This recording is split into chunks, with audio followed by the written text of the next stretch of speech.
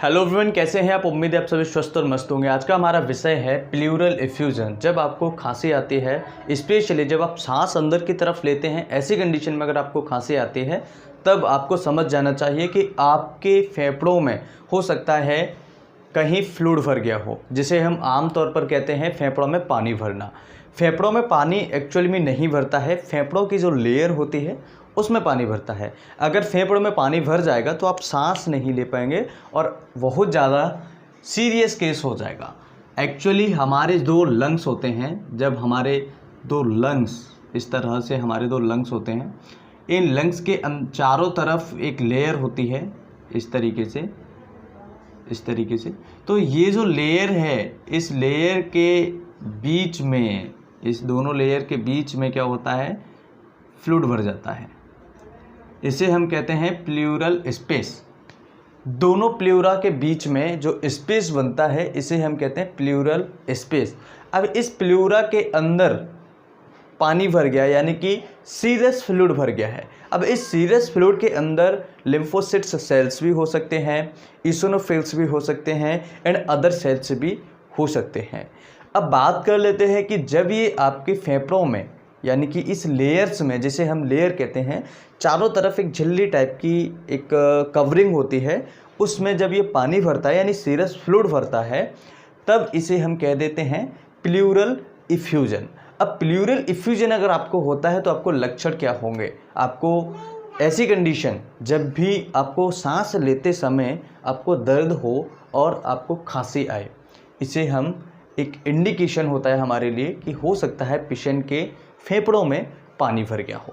अब यहाँ पर हम बात करेंगे डेफिनेशन के बारे में, कारणों के बारे में, यानी लक्षण क्या है। ये सारा इंग्लिश में लिखा हुआ है, लेकिन इसको मैं आपको हिंदी में कन्वर्ट करके देने वाला हूँ, तो वीडियो को लास्ट तक ज़रूर देखिएगा। अच्छे से समझने के लिए, ट्रीटमेंट समझने के लिए यहाँ पर मैं आपको कुछ टिप्स देने वाला हूँ और इसके टेस्ट क्या है इसके बारे में भी हम समझने वाले हैं। सबसे पहले डेफिनेशन की बात कर लेते हैं। Accumulation of fluid, accumulation of serous fluid within the pleural space. मैंने क्या बोला, प्लूरल स्पेस। ये जो कवरिंग है, इनके बीच का जो स्पेस है, यानी इसके बीच की जो जगह है, इसे हम कहते हैं स्पेस। इसके अंदर एक्यूमुलेशन हो रहा है। एक्यूमुलेशन का मतलब होता है इकट्ठा होना। सीरस फ्लूइड यानी कि जो पानी आप नॉर्मल आम भाषा में कहते हैं पानी भरना, यानी सीरस फ्लूइड, इसके अंदर लिम्फोसाइट्स, अन्य सेल्स भी, इओसिनोफिल्स वगैरह भी हो सकती हैं। इसे हम कहते हैं प्लूरल इफ्यूजन। अब बात कर लेते हैं इसके कारण क्या होते हैं और ये किस में ज़्यादा होता है। तो किसी में भी ज़्यादा हो सकता है, इसके कोई भी ऐसी क्राइटेरिया नहीं होता है, लेकिन जिनकी उम्र 50 से ज़्यादा है, 40-50 से ज़्यादा है, इनमें ज़्यादा होने के चांसेस होते हैं। बाकी ये किसी में भी हो सकता है। अगर कारणों की बात करें तो यहाँ पर मेन जो कारण है, मेन जो रीजन्स हैं, इनके बारे में डिस्कस करें कॉमनली तो निमोनिया हो सकता है। अगर किसी पेशेंट को निमोनिया है, निमोनिया की वजह से प्लूरल इफ्यूजन पेशेंट को, किसी भी मरीज को हो सकता है। इसके अलावा ट्यूबरक्लोसिस यानी टीबी, जिस मरीज को टीबी है, ऐसी कंडीशन में भी उसको प्लूरल इफ्यूजन हो सकता है। इसके अलावा malignant disease, for example cancers, तो इस डिसीज़ में भी प्लूरल इफ्यूजन हो सकता है। इसके अलावा रूमेटिक डिसीज़, रूमेटॉइड डिसीजेस जो होती हैं, रूमेटिक फीवर है, ऐसी कंडीशन में भी प्लूरल इफ्यूजन मरीज को हो सकता है। इसके अलावा होता है कार्डियक यानी हार्ट, रीनल यानी किडनी, लिवर यानी कि आपका जिगर, जिसे हम लिवर के नाम से जानते हैं, जिगर इसे हम आसानी से कहते हैं। अगर ये फेल होते हैं, इनकी फेल होने की वजह से भी प्लूरल इफ्यूजन हो सकता है। फेल होना यानी कि इनका काम करना बंद कर देना, अचानक से इनके अंदर फ्लूइड भर जाए, पानी भर जाए, या फिर इनके आसपास के जो स्ट्रक्चर्स हैं वो इन्वॉल्व हो जाएं, तो इनकी वजह से भी यहाँ पर प्लूरल इफ्यूजन हो सकता है, यानी आपके फेफड़ों में पानी भर सकता है। इसके अलावा होता है एक्यूट पैनक्रेटाइटिस। एक्यूट पैनक्रेटाइटिस यानी कि आपकी जो पैनक्रियाटिक एक ग्लैंड्स होती है, उसके अंदर सूजन आ जाए, बहुत ज़्यादा उसका साइज बढ़ने लगे, या फिर उसमें कोई बीमारी हो जाए, उसकी वजह से भी यहाँ पर आपको पानी भर सकता है। इसके अलावा थोरैसिक डक्ट होता है, उसके ऑब्स्ट्रक्शन के कारण भी आपको प्लूरल इफ्यूजन हो सकता है। So many types of causes हैं, यानी कि इसके बहुत सारे ऐसे रीजन्स हैं जिसकी वजह से आपको प्लूरल इफ्यूजन हो सकता है। अब बात कर लेते हैं, रूमेटिक फीवर है। अगर किसी पेशेंट को थोरैसिक डक्ट की वजह से ऑब्स्ट्रक्शन हो रहा है उसमें या उसकी वजह से प्लूरल इफ्यूजन हो रहा है तो उसमें वाइट बिल्कुल मिल्की टाइप का फ्लूइड हमें देखने को मिलेगा। बाकी में किसी में हल्का सा पीला होगा, बाकी में किसी में ट्रांसपेरेंट होगा या किसी में अन्य प्रकार के फ्लूइड्स होंगे। अब बात कर लेते हैं कि इसके लिए आपको टेस्ट क्या करवाने हैं। जैसे मान लीजिए आपके डॉक्टर्स ने आपको प्लूरल इफ्यूजन बताया तो आपके डॉक्टर्स आपको कौन से टेस्ट करवा सकते हैं। सबसे पहला होता है एक्सरे, चेस्ट एक्सरे करा सकते हैं। चेस्ट एक्सरे में आपको क्या देखेगा, चेस्ट एक्सरे में सीपी एंगल्स होते हैं। सीपी एंगल्स दोनों तरफ होते हैं, हार्ट की तरफ भी होता है और आपके लेटरल साइड में भी होता है। तो दोनों तरफ के जो सीपी एंगल्स हैं उनमें से कोई सा भी सीपी एंगल आपका गायब हो जाए या दोनों गायब हो जाए या एक तरफ का गायब हो जाए यानी उसमें दिखे नहीं, तो ये होते हैं सीपी एंगल। आप सीपी एंगल अगर देखेंगे तो ये सीपी एंगल्स हैं। सीपी एंगल्स अगर आपके क्लियर आ रहे हैं इसका मतलब है कि इसमें कोई परेशानी नहीं है।